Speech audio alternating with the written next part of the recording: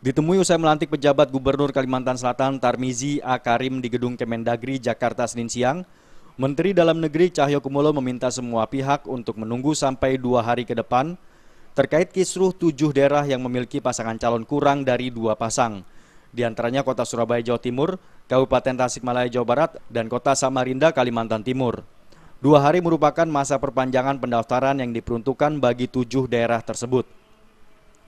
Menurut politisi senior PDIP ini, secara pribadi dirinya tetap menginginkan pilkada serentak digelar di 269 daerah tingkat provinsi maupun kabupaten kota, yang rencananya digelar pada 9 Desember mendatang.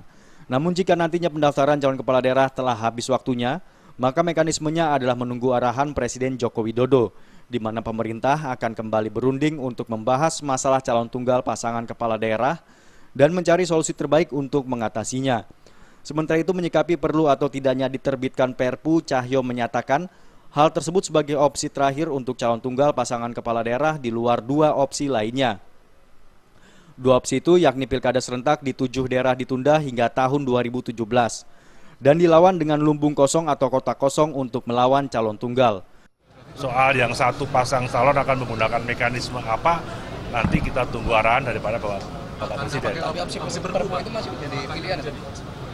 Itu terakhir, itu opsi terakhir. Penyelenggara ingin perpu keluar, Pak. Ya, tapi kan masih tanggal 9 Desember. Kan 3 hari soal membuat aturan kan cepat.